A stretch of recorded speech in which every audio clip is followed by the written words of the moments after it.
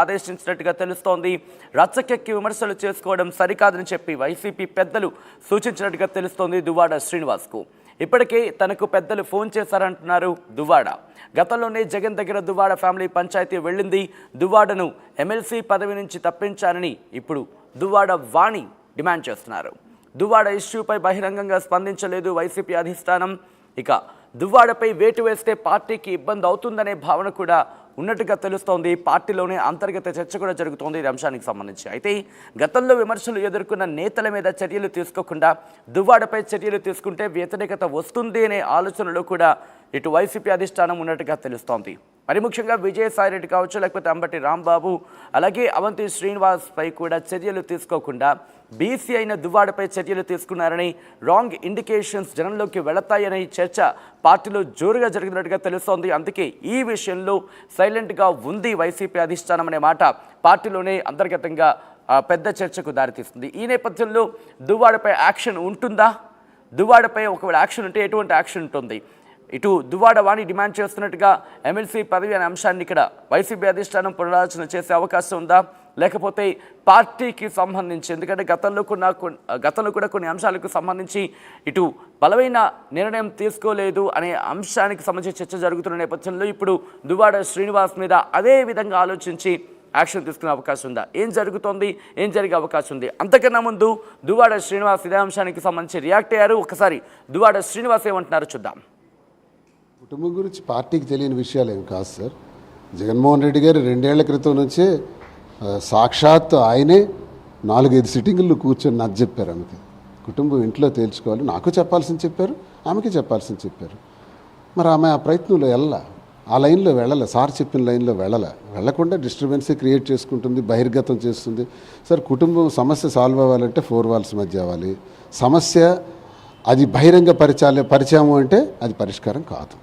మీ మీద ఏదైనా కోపం ఉంటే 4 గోళ్ల మధ్య నేనంటే మీరు వింటారు.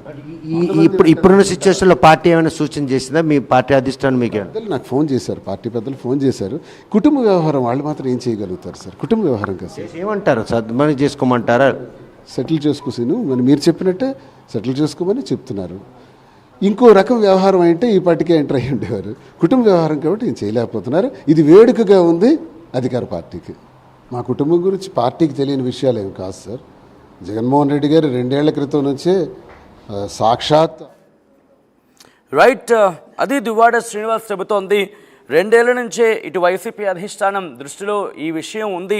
ఇన్ఫ్యాక్ట్ సాక్షాత్ జగన్మోహన్ రెడ్డి మా విషయం గురించి మాట్లాడారు, నాతో మాట్లాడారు, అలాగే దువ్వాడ వాణితో కూడా మాట్లాడారు, మా ఇద్దరితో కూడా మాట్లాడారు, ఇద్దరికీ చెప్పారు. కానీ దువ్వాడ వాణి ఆ పరిధికి సంబంధించి అక్కడ ఆలోచించలేదు. అందుకే ఇష్యూ ఇంతలా కొనసాగుతోందంటూ కూడా దువ్వాడ శ్రీనివాస్ చెప్తున్న పరిస్థితి. కుటుంబ వ్యవహారం మీరే సెటిల్ చేసుకున్నట్టు కూడా ఇటు వైసీపీ అధిష్టానం చెప్పినట్టుగా దువ్వాడ శ్రీనివాస్ చెప్పిన సందర్భాన్ని చూసాం. అప్డేట్స్ అందించేందుకు రాజేష్ సిద్ధంగా ఉన్నారు. రాజేష్, సో ఇప్పుడు దువ్వాడ శ్రీనివాస్ రియాక్షన్ కూడా చూసాం. ఆయన కూడా చెప్తున్నారు గతంలో ఇటు జగన్ కూడా మాట్లాడారు, కానీ ఎక్కడ కూడా ఈ సమస్యకు సంబంధించి వాణి ఆయన చెప్పిన విధంగా ఎక్కడ ఆలోచించలేదు, అలా అడుగులు వేయలేదు. అందుకే ఈ విషయం ఎంతలా పెడుతోందంటూ కూడా చెప్తున్న నేపథ్యంలో ఇప్పుడు దువ్వాడ శ్రీనివాస్ విషయంలో వైసీపీ అధిష్టానం ఏం ఆలోచిస్తోంది?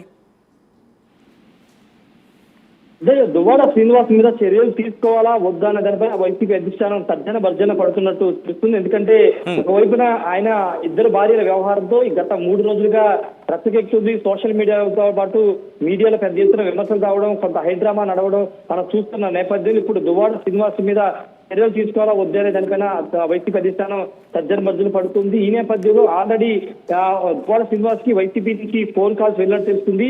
ఈ ఫ్యామిలీ ఇష్యూని త్వరగా సెటిల్ చేసుకోండి, ఇది పార్టీకి ఇబ్బందికరంగా మారే అవకాశం ఉంది కాబట్టి త్వరగా సెటిల్ చేసుకోవాలని పార్టీ నేతల నుండి కీలక నేతల నుండి ఆయనకి సమాచారం వెళ్ళినట్టు, ఫోన్ కాల్ వెళ్ళినట్టు తెలుస్తుంది.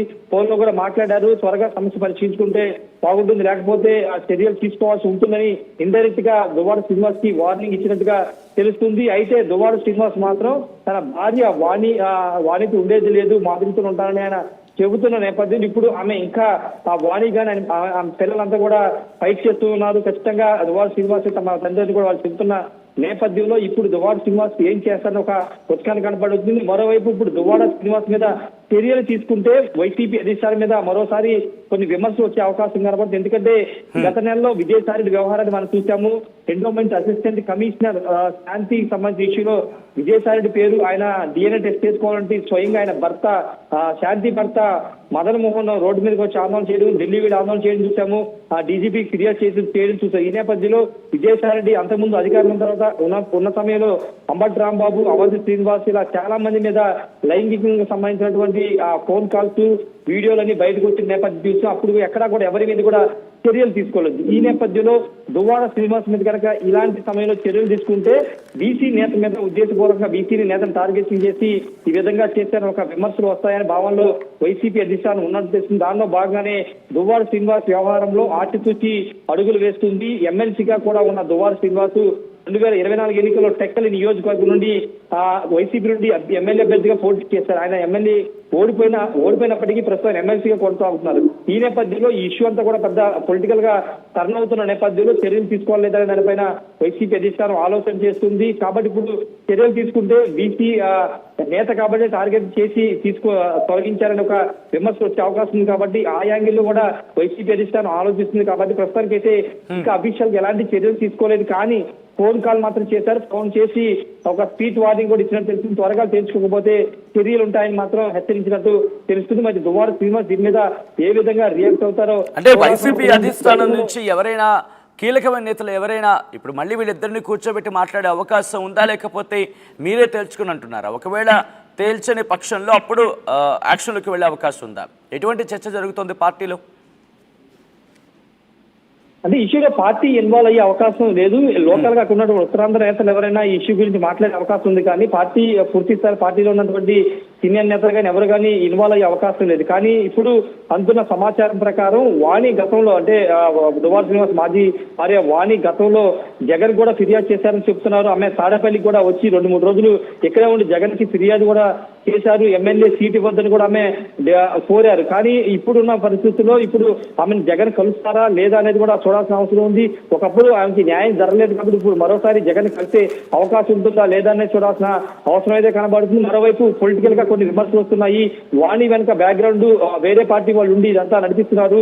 పొలిటికల్ గా దువ్వాడ శ్రీనివాస్ ని డ్యామేజ్ చేయడానికి ఇదంతా చేస్తున్న ఒక విమర్శలు దువ్వాడ శ్రీనివాస్ వైపు వర్గీయులు కూడా చేస్తున్న నేపథ్యంలో దీనికి ఇదంతా కూడా పొలిటికల్ టర్న్ అయిపోయింది. ఫ్యామిలీ ఇష్యూ కాస్త పొలిటికల్ టర్న్ గా మారుతుంది. కాబట్టి ఈ నేపథ్యంలో వైసీపీ అధిష్టానం ఏం చేస్తుంది, లేకపోతే వాణి హోమ్ మినిస్టర్ గానీ ఎవరన్నా కలిసి న్యాయం చేయాలని కోరతారా, లేకపోతే కూటమి నేతలకు సంబంధించి ఎవరైనా కలిసి కోరతారా అనేది ఈ యాంగిల్ కూడా పరిశీలించాల్సిన అవసరం ఉంది. కాబట్టి ప్రస్తుతానికైతే ఇష్యూ అంతా కూడా శ్రీకాకుళం వరకు మాత్రమే పరిధిలో ఉంది. కాబట్టి అక్కడి నుంచి ఒకవేళ బయటకు వచ్చి దువ్వాడ శ్రీనివాస్ కానీ ఆయన భార్య వాణి కానీ పిల్లలు కానీ ఇటు అమరావతికి వచ్చి ఇక్కడ ఏమైనా ముఖ్యమంత్రి కానీ లేకపోతే హోంమంత్రి గారిని కలిసి న్యాయం చేయాలని కోరతారనేది చూడాల్సిన అవసరం అయితే కనబడుతుంది. ఏదేమైనప్పుడు ప్రస్తుతం వాణి ఇష్యూ మాత్రం దువ్వాడ శ్రీనివాస్ ఇష్యూ మాత్రం వైసీపీలో కొంత పొలిటికల్ గా చర్చ జరుగుతుంది. కానీ చర్యలు తీసుకోవాలా వద్దే దానిపై ఇంకా నిర్ణయం అయితే తీసుకోలేదు సచిన్.